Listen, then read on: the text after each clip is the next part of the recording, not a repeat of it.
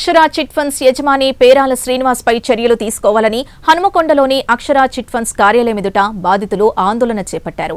తాము కష్టపడి దాచుకున్న సొమ్మును దోచుకున్న పేరాల శ్రీనివాస్ విలాసవంతమైన జీవితం గడుపుతున్నారని వారు ఆరోపించారు.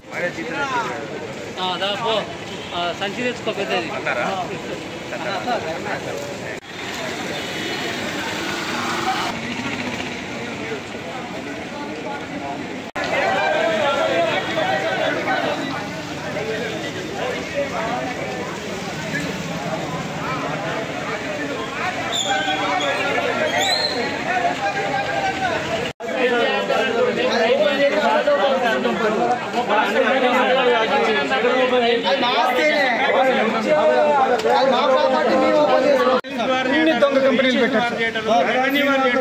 కుక్కలాగా కాపలానే ఉన్నారు తప్ప మామూలుగా మాత్రం ఎవరికి లేదు. ప్రజలకి మాత్రం నా పేరు గణేష్. అక్షర చిట్టీలో చిట్టీలు వేయడం జరిగింది. ఆ చిట్టీలు అవ్వంగానే చిట్టీలు ఇంకా పాడుతాం అనుకున్న టయానికి అవి పాడి ఆడి దాంట్లోనే ఫిక్స్డ్ పెట్టండి, ఇంట్రెస్ట్లు ఇస్తాం అన్నట్టు. కానీ ఇప్పుడు వచ్చి ఇంట్రెస్ట్లు లేవు, అసలు లేదు. మెచ్యూర్డ్ అయిపోయి కూడా 4 సంవత్సరాలు అయింది క్యూములేటివ్. ఇప్పుడు వచ్చేవట్లేదు. ఇస్తానంటాడు, జైలుకి వెళ్తాం రావటం, మళ్ళీ ఇస్తానంటాం, జైలుకి వెళ్తాం రావటం. వాడి ఆస్తులన్నీ అమ్ముకోవడం, ఒకటి వాడి అక్షర ఆస్తులన్నీ అమ్మి ప్రైవేట్ పరంగా వాడు ఇండివిజువల్గా బినామీ పేర్ల మీద పెట్టుకుంటున్నాడు. మైహూం బోజాలో 2 ప్లాట్లు ఉన్నాయి, ఒక్కొక్కటి 10 కోట్లు, 26 కోట్లు రూపాయలు పెట్టి మైహూం. కానీ ఇవన్నీ కూడా గ్రహించండి. మైహూం బోజాలు మాకు టీఆర్ఎస్ గవర్నమెంట్ సపోర్ట్ చేయాల, ఇప్పుడున్న గవర్నమెంట్ సపోర్ట్ చేయట్లా, పోలీసులు సపోర్ట్ చేయట్లేదు. ఈ రోజు కోర్టుకి వెళ్ళాం, కోర్టుకు వస్తాడంటే అక్కడ రాలా, ఇంకా మరి ఇంకెక్కడికి వెళ్ళాలి? ఇక అందుకే మిమ్మల్ని ఆశ్రయించాం. మీరు 10 మందికి తెలియపరిచే మా బాధల్ని ఇంకొకరు ఇలా ఇబ్బంది పడకుండా చేయండి దయచేసి. బాబురావు, నువ్వు వరంగల్లో మాయ మాటలు చెప్పి 3 చిట్టీలు కట్టాను. ఒక చిట్టీకి తిప్పి ఒక చిట్టి పైసలు ఇచ్చిండు మొత్తం. ఇంకా 2 చిట్టీల పైసలు 1,50,000 రూపాయలు ఇవ్వాలి. ప్రభుత్వం వారు వీడు ఎన్ని బ్రాంచీలు ఓపెన్ చేశాడంటే అన్ని బ్రాంచీలు ఓపెన్ చేశాడు. ప్రభుత్వం వారు వీనికి ఇంత పర్మిషన్ ఇవ్వడం గల కారణమేంది?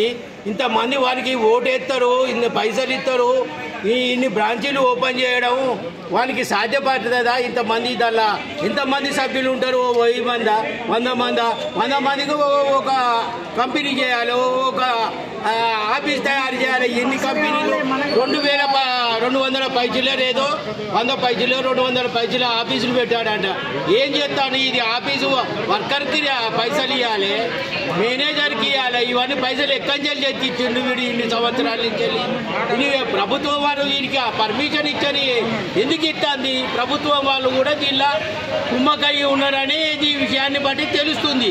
కానీ పోలీసు వారు వచ్చిన దానిలో ప్రతిసారి ఇదే విధంగా చెప్తారు, మేము పట్టుకుంటాను, కేసులు ఎత్తాను, వాడు వస్తాడు పోతాడు, వాడు కలుతలేడు. కోర్టు దాకా పోయినా ఇప్పుడు కోర్టులో కూడా రాలే.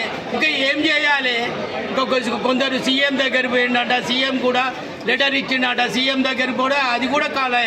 ఇప్పటి వరకు ఇంకా ఎక్కడ పోవాలి? పీఎం దగ్గరికి పోమంటారా? గవర్నర్ దగ్గర పోతారా? రాష్ట్రపతి దగ్గర పోమంటారా? ఇప్పటి వరకు ప్రజాప్రతినిధులతో అయిపోయింది, పోలీసు వాళ్ళతో కూడా అయిపోయింది, జిల్లా కోర్టు వరకు పోయినాం. ఇంకా ఎక్కడికి పోవాలి మేము? మా పరిస్థితి ఏంది?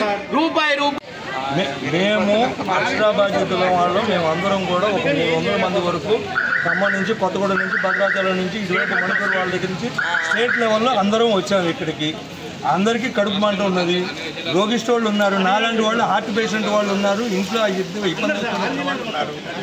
ఇన్ని రకాలుగా ఇచ్చేసి మోసం చేసి 6 అడుగులు స్థలం కూడా రాదు పేరాల శ్రీనివాసరావుని పాతి పెట్టడానికి, తగలబెట్టడానికి. ఏది కూడా ఎవడు కూడా వాడి పేరు మీద 100 రూపాయలు దానం ఎవడు ఇవ్వరు. ఇన్ని కోట్ల రూపాయలు దాన్ని ఇంట్లో ఆపి చేసి బాధ పెట్టి వాడు సుఖపడేది లేదు. తీసుకొచ్చేసి న్యాయం చేయాలని పోలీసు వాళ్ళని మేము కోరుకుంటున్నాం. ఇటు కలెక్టర్ని కానీ ప్రభుత్వం వాళ్ళని కానీ మేము కావాలని న్యాయం కోరుకుంటున్నాం. నా పేరు వెంకట రామకృష్ణ, నేను అయ్యగారిని. నాకు 1,20,000 రావాలి. నేను ఖమ్మం నుంచి వచ్చా, ఇక్కడికి 6వ సారి తిరగడం అయింది ఇక్కడికి వరంగల్కి.